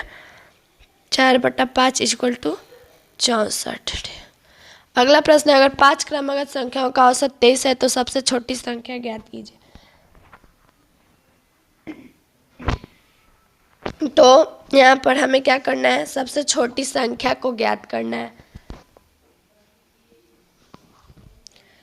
तो माना कि क्रमागत संख्याएं हैं x, ठीक है। x तो यहाँ पर लिखेंगे x+1, ठीक है। x+1, x+2 और x+3, x+4। इस तरह से हम लोग इसको लिख दिए। अब इसको हम लोग लिख सकते हैं, अब हम लोग इसको लिख सकते हैं x plus bracket x+1 plus x+2 plus x+3 plus x+4, ठीक है। इक्वल टू, यहाँ तक आप लोग समझ में आ गया होगा। यहाँ पर इक्वल टू में हम लोग लिख देंगे कि इक्वल टू 23 गुना 5, ठीक है। यहाँ तक आप लोग समझ गए। स्पेस ना होने की वजह से मैं इसको मिटा रही हूँ, लेकिन मैं बार बार जैसे आप लोगों को बोलते आ रही हूँ कि आप लोग नोट जरूर कीजिएगा, नोट जरूर कीजिएगा। तो यहाँ पर 23 गुना 5 यानी कि 5x प्लस 10, 5x प्लस मतलब 5x प्लस 10 इक्वल टू 115, ठीक है। तो x इक्वल टू 21। तो सबसे छोटी संख्या क्या है, 21। सबसे छोटी संख्या 21। अगला प्रश्न है, अगर 2 आदमी या 3 औरतें किसी कार्य को एक भाग में 30 दिनों में पूरा करते हैं तो 2 आदमी और 6 औरत मिलकर उस कार्य को कितने दिनों में पूरा करेंगे। तो हमारा अगला प्रश्न है, अगर 2 आदमी या 3 औरतें किसी कार्य के एक भाग को 30 दिनों में पूरा करते हैं तो 2 आदमी और 6 औरतें मिलकर उस कार्य को कितने दिन में पूरा करेंगे। तो यहाँ पर जो है 2 आदमी और 3 औरत है, ठीक है। तो यहाँ पर 2 + 3 6 करेंगे, यानी 2 गुना 3 कर देंगे तो 6, ठीक है। तो यहाँ पर 2 + 6 कर देंगे, 2 आदमी और 6 औरत, ठीक है। 2 आदमी और 6 औरत, और यहाँ पर 3 + 6 कर देंगे तो 9, ठीक है। अब एक औरत एक दिन का काम, ठीक है। एक औरत एक दिन का काम 1/90, ठीक है। 1/90, 3 औरतें एक दिन का काम, ठीक है। तो 1/30, क्योंकि यहाँ पर एक और 30, ठीक है। 1/30, यहाँ तक आप लोग समझ गए। अब आगे 2 आदमी और 6, अब एक औरत एक दिन का काम, ठीक है। अब लिखेंगे कि एक औरत एक दिन का काम, तो 1/90, ठीक है। अब लिखेंगे कि 2 आदमी और 6 औरतें, यानी कि 9 औरतों एक दिन का काम, 9 औरत, यहाँ पर लिखेंगे कि 2 आदमी और 6 औरतें इक्वल टू 9 औरतों का काम एक दिन का काम 1/10 भाग, ठीक है। 1/10 भाग। अब अवशिष्ट दिन क्या हो गया हमारे पास, 10 दिन का। अवशिष्ट दिन जो बचा हमारे पास 10 दिन का बचा, तो जो है वो 10 दिन में अपने काम को पूरा करती हैं। पहले तो मैं आप लोगों को बता दूं कि थोड़ा सा आज मेरा आवाज़ उतना क्लियर नहीं आ पा रहा होगा, क्योंकि मेरा गला थोड़ा सा अभी ख़राब है। तो यहाँ पर हो गया, ठीक है। अब अगला प्रश्न है, वह सबसे बड़ी संख्या कौन सी है जो 148, 246 और 663 को विभाजित करने पर शेषफल के रूप में क्रमशः 4, 6 और 11 बचता है, ठीक है। तो 148 - 4, यहाँ पर क्या कर देंगे, 148 - 4, 246 - 6, 623 - 11 का महत्तम निकालेंगे, ठीक है। इसका महत्तम निकालेंगे तो टोटल हमारा क्या आ जाएगा, 144, 240, 612।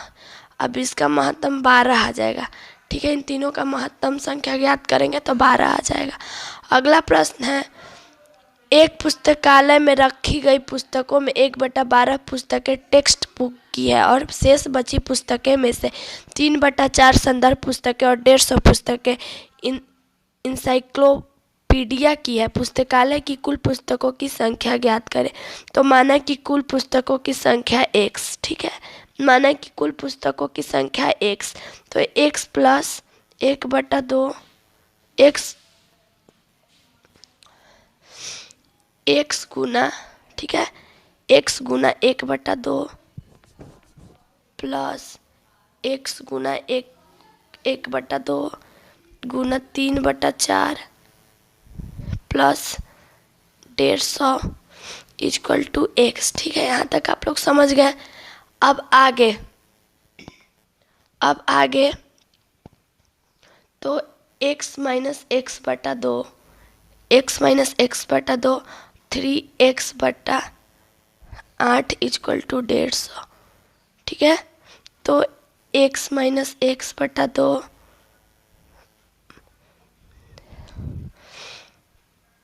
माइनस 3x/8 इक्वल टू 150,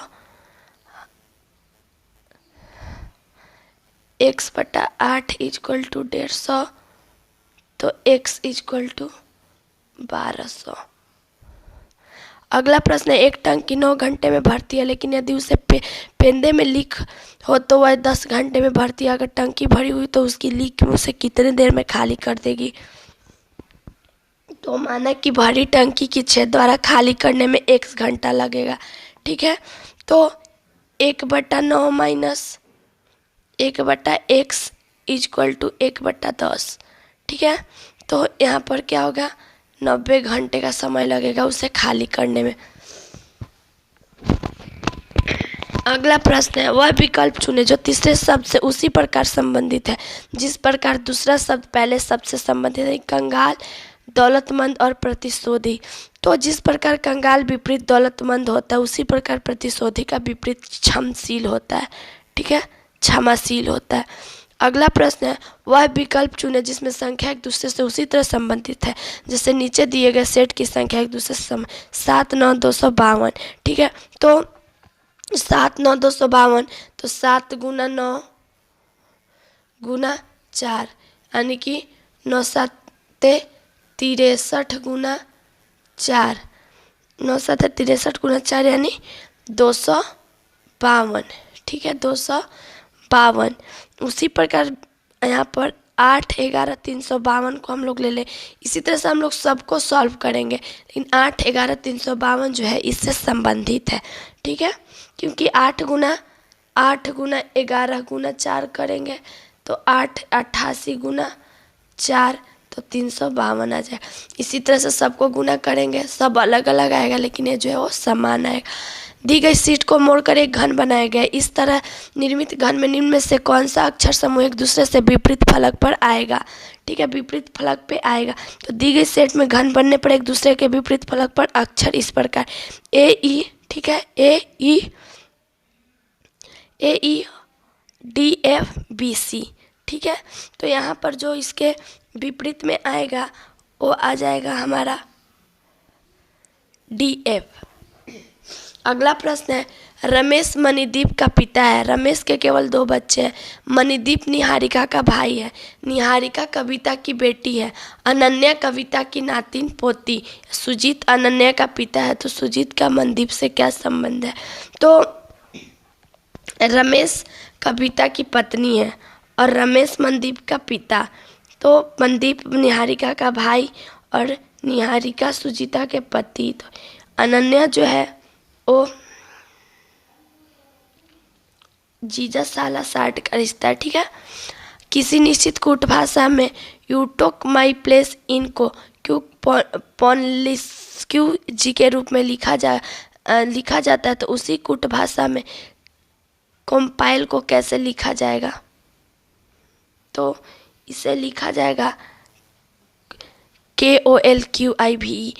यानी मैं आपको बता दूं कि ये जो शब्द है वो अल्फ़ाबेट के उल्टा करके लिखा गया है।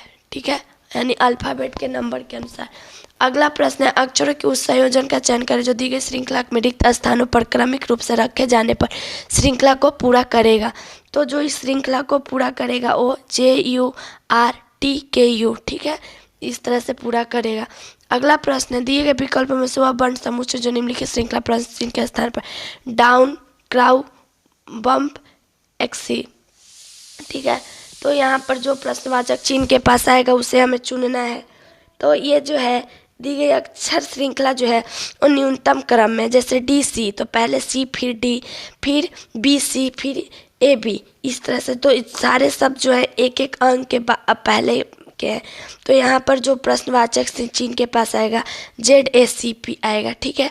मैंने बताया आप लोगों को समझ में आ रहा होगा। तो ये इस तरह से बनेगा। अगला प्रश्न है, दिए गए विकल्पों में से वह संख्या चुने जो निम्नलिखित श्रृंखला में प्रश्न चिन्ह के स्थान पर आएगा।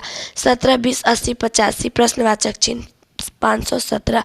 तो 17 + 3 करेंगे, 17 + 3 तो 20, ठीक है।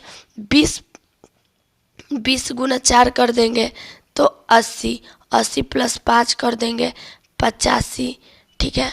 80 + 5 कर दिए तो 85, 85 × 6 कर दिए 85 × 6 तो 510, और 510 में 17 को प्लस कर दे 510 में 7 को प्लस कर देंगे तो 517। अगला प्रश्न, वह विकल्प आकृति चुने जिसमें दी गई आकृति सन्निहित की आकृति को घुमाना नहीं है। तो वो ये आकृति है। अगला प्रश्न, दिए गए पैटर्न को ध्यानपूर्वक अध्ययन करें और वह संख्या चुने जो प्रश्न चिन्ह की जगह पर आ सकती है। यानी यहाँ पर हमारा जो है 3 कॉलम है और यहाँ पर हमें सही चुनना है कि जो प्रश्नवाचक चिन्ह के स्थान पर आ जाएगी। तो 3 × 23, ठीक है। पहला कॉलम हमारा है 3 × 23 = 69, ठीक है। 5 × 27 = 135, 7 × 31 = 217, ठीक है, 217। अगला प्रश्न, गणितीय चिन्हों का वह सही संयोजन चुने जो क्रमिक रूप से चिन्हों के स्थान पर रखने से समीकरण संतुलित हो जाएगा। तो यहाँ पर है 14, 7, 39, 133, 9, 130, ठीक है। तो यहाँ पर हम लोग इसको इस तरह से लिख सकते हैं कि 14 × 7, ठीक है, 14 × 7 + 39 - 133, 133 भागा 19 = 130, ठीक है। अब यहाँ इसमें इसको हम जैसे लिखें तो इसको हम लोग गुना भागा डिवाइड जो भी ये करेंगे। तो यहाँ पर 98 + 39 - 7 = 130, 130, 137 - 7 = 130। तो जो चिन्ह को समीकरण को करेगा वो ये वाला, ठीक है, गुना प्लस माइनस भागा = यदि एक घड़ी आईने, ठीक है, एक घड़ी आईने में 2:45 बजे का समय बता रही है तो उस घड़ी में सही समय क्या होगा? सही समय क्या होगा? तो उसमें सही समय जो है, तो आईने में घड़ी का वास्तविक समय क्षैतिज रूप से पलटा हुआ दिखाई देता है और जब 2:45 बजे अर्थात 2:45 का समय तो क्षैतिज रूप से पलट कर तो 9:15 का समय बताएगा, ठीक है, 9:15 का। अगला है वह विकल्प चुने जो तीसरी संख्या में उसी प्रकार संबंधित है जिस प्रकार दूसरी संख्या पहली संख्या से संबंधित है, 39, 27, 43, ठीक है। तो यहाँ पर जैसे 3 × 9 27, ठीक है, 3 × 9 कर दिए तो 27, 39, 3 × 9 27, ठीक है। तो 4 × 3 कर दिए तो 12, ठीक है। अगला प्रश्न, दिए गए विकल्प में से आकृति चुने जो निम्नलिखित श्रृंखला में प्रश्न चिन्ह के स्थान पर आएगी। तो जो प्रश्न चिन्ह के स्थान पर आएगी ये वाली आकृति। अगला नीचे 4 वर्ण समूह दिए गए जिनमें से 3 किसी संदर्भ में एक समान है और उनमें से एक असंगत है। उन असंगत वर्ण समूह का चयन करें। तो इसमें हमें असंगत समूह का चयन करना है। तो जो असंगत है वह ZTOL। अब ZTOL कैसे है? तो OIDZ जो है तो O जो है 15वें स्थान पे है, I 9वें स्थान पे है, D 4थे स्थान पे, Z 26 है तो 54, ठीक है। ये अल्फ़ाबेट के नंबर के अनुसार है। तो ZTOL जो है वो इसमें असंगत समूह में है, ठीक है। ये अल्फ़ाबेट के नंबर, जैसे ओ जो है अल्फ़ाबेट के कितने नंबर पे आता है, 15वें स्थान पर, आई जो है 9वें स्थान पे, डी जो है 14 स्थान पे और जेड जो है 26 स्थान पे। इसी तरह से चारों है, तो इसको आप लोग करेंगे तो समझ में आ जाएगा। दी गई आकृति में कितने त्रिभुज है, ये जो आकृति है इसमें टोटल कितने त्रिभुज है उसे हमें देखना है। तो इसमें टोटल जो है 12 त्रिभुज है, ठीक है। अगला प्रश्न, दिए गए कथनों और निष्कर्षों को ध्यान से पढ़ें। कथनों में दी गई जानकारी को सत्य मानते हुए भले ही वो सामान्य रूप से ज्ञात तथ्यों से भिन्न प्रतीत हो, निर्धारित करें कि वह कौन सी निष्कर्ष पद कथनों के तात्कालिक रूप से अनुसरण कर। कथन हमारा 4 है। कुछ कटोरियाँ कप हैं, सभी कप गिलास हैं, कुछ गिलास थाली हैं, सभी थालियाँ बर्तन हैं। निष्कर्ष, सभी कटोरियाँ बर्तन नहीं हो सकती हैं, सभी गिलास बर्तन नहीं हो सकते हैं। तो इसमें जो हमारा सही है,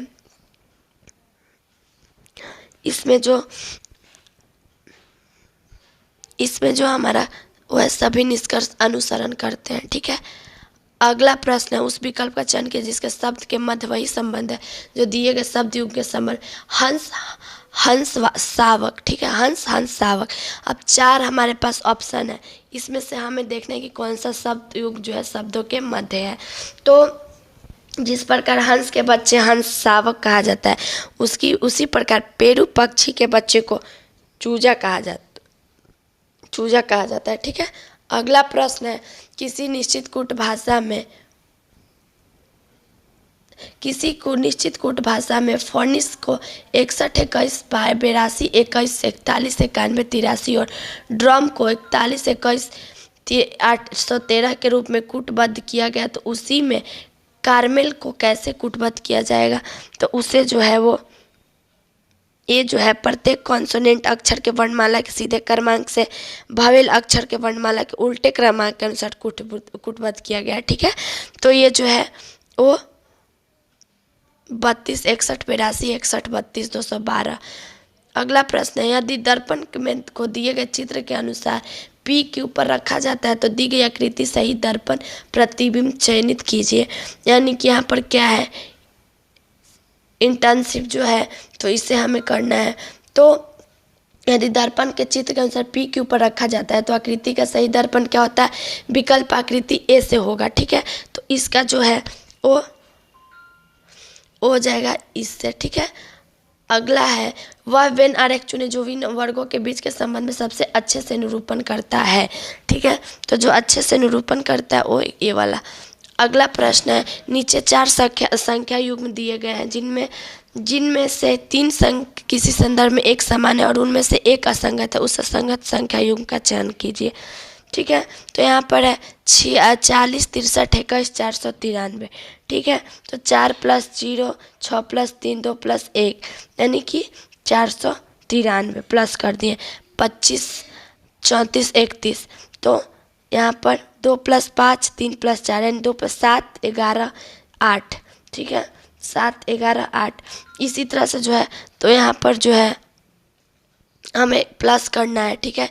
जैसे कि मैंने अभी बताया कि 40, 63, 21 है, तो 4 + 0, ठीक है, प्लस 6 + 3 प्लस 2 + 1, ठीक है, यानी कि 493 टोटल।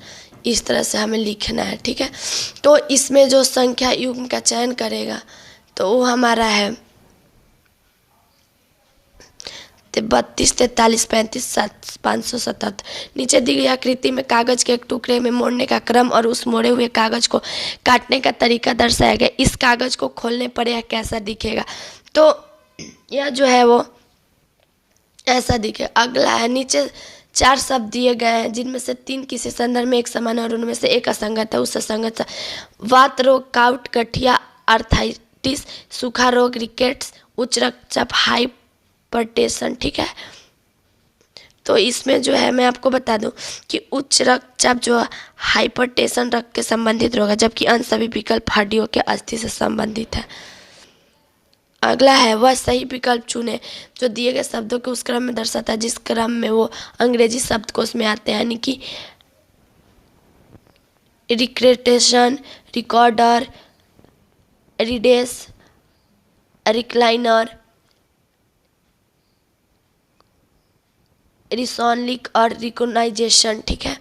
तो सही शब्द क्रम में जो इधर आएगा वो 2 4 6 5 3 1, ठीक है। अगला प्रश्न है, एक आदमी 10 किलोमीटर पूर्व की ओर जाता है और दाएं घूम जाता है और 3 किलोमीटर चलता है, और इसके बाद वह पश्चिम की ओर 3 किलोमीटर चलता है, इसके बाद वह बाएं घूमता है और 2 किलोमीटर चलता है, और इसके बाद वह अपने दाएं 7 किलोमीटर जाता है। अब वह अपने शुरुआती चलने के स्थान से कितनी दूरी पर है? तो आदमी गगन पथ से इस प्रकार, यहाँ पर एक हम लोग चित्र बना लेंगे, ठीक है, और इस तरह से हम ये लोग इसको दर्शा देंगे, ठीक है। जैसे कि 3 किलोमीटर, ठीक है, 2 किलोमीटर, तो यहाँ पर फिर 3 किलोमीटर, इस तरह से हम लोग इसको दर्शा देंगे। तो ये जो है अब अभी अपने स्थान से जो दूरी पर है वो है 5 किलोमीटर की दूरी। लुप्त संख्या क्या है? 2 5 9 19 37, जो लुप्त संख्या है उसे हमें क्या करना है? ज्ञात करना है, ठीक है। तो यहाँ पर 2 गुना 4 2 गुना 2 प्लस 2 गुना 2 प्लस 1, यानी कि 2 दूनी का 4 प्लस 1 इक्वल टू 5, ठीक है। अब 9 तो 5 गुना 2 माइनस 1, यानी 5 दूनी 10 गुना 1 इक्वल टू 9। अब 19, तो 9 गुना 2 प्लस 1, 9 दूनी 18 प्लस 1 19, ठीक है। ये हो गया अब 37। अब 37 है, तो 19 गुना 2 माइनस 1, 19 दूनी 48 माइनस 1 इक्वल टू 37, ठीक है। अब 37 गुना 2 प्लस 1, तो यहाँ पर हमारा 37 दूनी 74 प्लस 1 75। अगला है क्वेश्चन नंबर 128 से 131 तक के निम्नलिखित में से विषम को ज्ञात करें। बहन, भतीजी, चाची, पुत्र। तो पुत्र को छोड़कर से सभी क्या है? महिला, यानी भतीजी स्त्रीलिंग, चाची स्त्रीलिंग, बहन स्त्रीलिंग, तो ये सभी महिलाएं हैं। और पुत्र ये पुल्लिंग है, तो ये अभिन्न। अगला है नगर, शहर, गांव, घर। तो अन्य सभी में घर स्थित होते हैं, ठीक है। घर क्या हो? स्थित है, बाकी सब नहीं। अगला प्रश्न है होली डे, होली, बकरीद, बिहू। तो होली डे को छोड़कर सभी त्यौहार हैं। होली डे क्या होती है? छुट्टियां होती हैं। बकरीद, होली और बिहू जो होती हैं वो एक फेस्टिवल होती है। घोड़ा, कुत्ता, बिल्ली, बाघ। बाघ एक जंगली एवं हिंसक पशु है, ठीक है, बाघ। बाकी सब क्या है? कुत्ता, बिल्ली और घोड़ा हिंसक पशु नहीं है। रानी का एक परीक्षा के अंक सूची में रैंक ऊपर से 9वें है, जबकि रवि के नीचे से 19वां। अगर रानी और रवि के बीच एक रैंक है तो अंक सूची में कितने छात्र हैं? तो यहाँ पर अंक सूची में जो छात्र हैं, अंक सूची में छात्रों की संख्या क्या कर देंगे? 19 प्लस 1 प्लस 9, यानी 20 प्लस 9 यानी 29। अगला है क्वेश्चन नंबर 133 और 134। नीचे दी गई श्रृंखलाओं में लुप्त है 6 12 36 144, यानी कि 6 गुना 2 तो 12, 12 गुना 3 तो 36, ठीक है। मैं अच्छे से लिख दे रही हूँ थोड़ा। 6 गुना 2 12, 12 गुना 3 36, ठीक है। 36 गुना 4 144, और 144 गुना 5 720। अगला है 5 8 12 23 30, जो लुप्त संख्या है उसे हमें चुनना है। तो 5 plus 3 equal to 8, 8 plus 4 equal to 12, ठीक है। 12 प्लस 5 इक्वल टू 17, ठीक है। 17 17 plus 6 17 plus 6 equal to 23, 23 plus 7 equal to 30, ठीक है। अगला प्रश्न है क्वेश्चन नंबर 135 और 136 के एक मेज पर 5 मित्र निम्नलिखित क्रम में बैठ। पी क्यू के बाद आर, एस के बाद एस, टी के साथ नहीं बैठा। टी बेंच सबसे बाएं बैठा और आर दाहिने से दूसरे स्थान पर। पी क्यू और टी के दाहिने भाग में बैठा हुआ है। पी और आर एक दूसरे के बाद बैठे हुए हैं, यानी कि सभी मित्र इस प्रकार हैं। टी क्यू पी आर इस तरह से बैठे हुए हैं। T P Q R S इस तरह से बैठे हुए हैं, तो जो होगा वो होगा पी। अगला प्रश्न है TQRS यानी सबसे दाहिनी ओर कौन बैठा है? तो ठीक मध्य में कौन बैठा है? P। सबसे दाहिनी ओर कौन बैठा है? तो S बैठा है। अगला प्रश्न है, नीचे दिए गए शब्दकोश में किस क्रम में मिलते हैं? यानी प्लीज, प्लीजर, प्लेसेंट, प्लीड। ठीक है, ये सब जो है किस क्रम में मिलते हैं? तो मैं आपको बता दूं कि शब्दकोश के अनुसार क्रम DCAB, DCAB। अगला प्रश्न है मॉर्निंग, मॉर्न, मराइन, मेरिकल। ठीक है, तो शब्दकोश के अनुसार CDAD, CACB। ठीक है,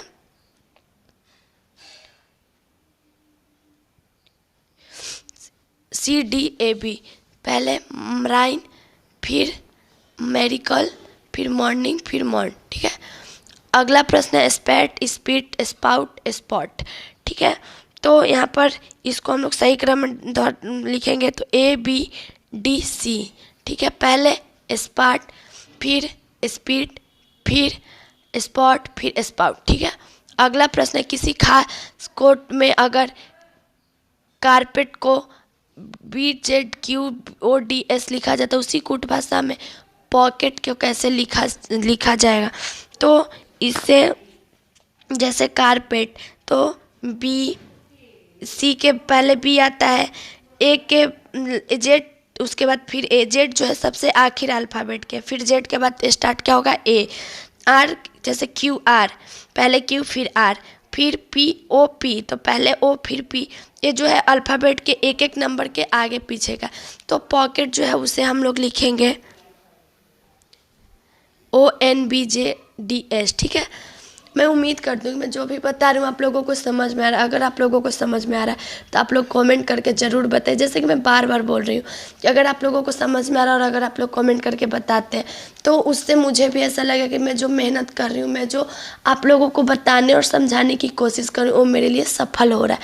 ठीक है, तो आज मेरा थोड़ा, मैं फिर से एक बार बता दूं कि थोड़ा सा गला ख़राब होने की वजह से आवाज़ जो है वो शायद आप लोगों को उतनी अच्छे से नहीं समझ में आए, लेकिन मैं फिर भी अपने आप से कोशिश कर रही हूँ कि मैं आज भी आप लोगों को अच्छे से अच्छे तरीक़ा से बता पाऊँ। तो हमारा आज का जो हमारा अगला प्रश्न है, किसी खास कोड में अगर स्पेशल कोड TQFDJBM लिखा जाता है, उसी कोड में कोस्टल को क्या लिखा जाएगा? तो ये भी जो है जैसे कि मैं अभी पिछले सवाल को बताई कि अल्फ़ाबेट के नंबर, यानी कि ये जो है शब्द जो है वो आगे पीछे, यानी TS, ठीक है, PQ, ठीक है, इस तरह से है। तो यहाँ पर जो है इससे हम लोग लिखेंगे DPBTUMB। ठीक है, DPMTUMB। ठीक है, अगला है किसी खास कोड में लेजी को 12-12-62-5 लिखा है, उसी कोड भाषा में जेल को कैसे लिखा जाएगा? जेल को कैसे लिखा जाएगा? तो उसे लिखा जाएगा 26-51-12। यानी मैं आपको बता दूं कि ये जो है अल्फ़ाबेट के नंबर के अनुसार है। जैसे कि L 12वें स्थान पे आता है, एक पहले स्थान पे आता है, Z 26 पे आता है, Y 25 पे आता है। उसी तरह से फिर ZEAL है, तो Z 26 पे है, E 5वें पे है, A 1 पे है और L 12 स्थान पे। इसी तरह से लिखा गया। राज पूरब की दिशा में 25 किलोमीटर गाड़ी चलाता है, इसके बाद वह दाएं घूम जाता है और 12 किलोमीटर गाड़ी चलाता है और फिर दाएं की ओर मुड़ता है तो 25 किलोमीटर चलता है। अब उसे अपने प्रारंभिक स्थान पर लौटने के लिए कितनी दूरी तय करनी पड़ेगी? तो अब उसे जो है 2 किलोमीटर की दूरी तय करनी।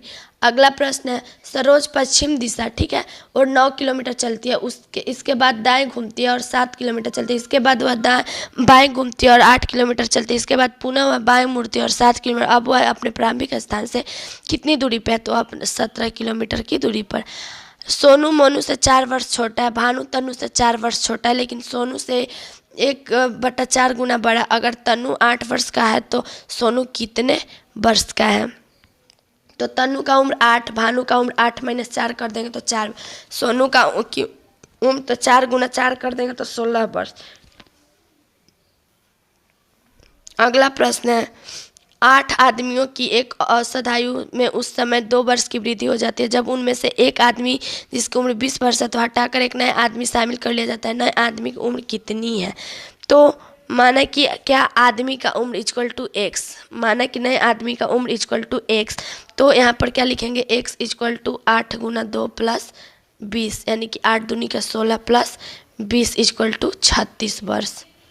अगला प्रश्न है हमारा है क्वेश्चन नंबर 147 और 105 दिए गए विकल्प में संबंधित अक्षर समूह यानी F K P J G L Q D I N. ठीक है, तो एफ के पी, तो एफ के 5 अंक के बाद के और के 5 अंक के बाद पी।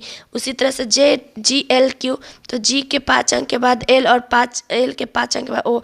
उसी तरह से डी के 5 अंक के बाद आई और आई के 5 अंक के बाद एन, तो जी ओ टी। ठीक है, अगला प्रश्न हमारा है एम पी एस भी एच के एन क्यू पी एस भी वाई, ये भी जो है अल्फ़ाबेट के नंबर के अनुसार ही है। तो यहाँ पर जो होगा सी एफ आई एल। अगला प्रश्न है D C G H G L K Q P F E G I, तो यहाँ पर जो होगा वो होगा हमारा एन एम एस आर। अगला प्रश्न सब अल्फ़ाबेट के नंबर के अनुसार लिखा हुआ। अगला प्रश्न C F E D P S Q R J M L K. ठीक है, तो यहाँ पर होगा डब्ल्यू जेड एक्स वाई। ठीक है, वीडियो के आखिर में मैं बोलना चाहती हूँ कि आज की इस वीडियो में अगर मुझसे किसी शब्द के सही उच्चारण करने में या मैं किसी प्रश्न को अच्छे से नहीं समझा पाई तो उसके लिए मैं आप लोगों से दिल से माफ़ी मांगती हूँ।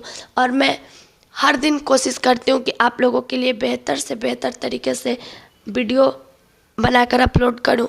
तो आज के वीडियो में अगर मुझसे कोई भी गलती हुई है तो मुझे माफ़ कीजिएगा। और मैं उम्मीद करती हूँ कि मेरा पढ़ाया हुआ, मेरा बताया हुआ आप लोगों को समझ में अगर आप लोगों को समझ में आ रहा है तो आप लोग एक बार कमेंट करके ज़रूर बताइएगा। और हाँ, मेरे यूट्यूब चैनल को लाइक और सब्सक्राइब ज़रूर कीजिएगा ताकि आपको हर अपडेट मिलती रहे। Thank you so much.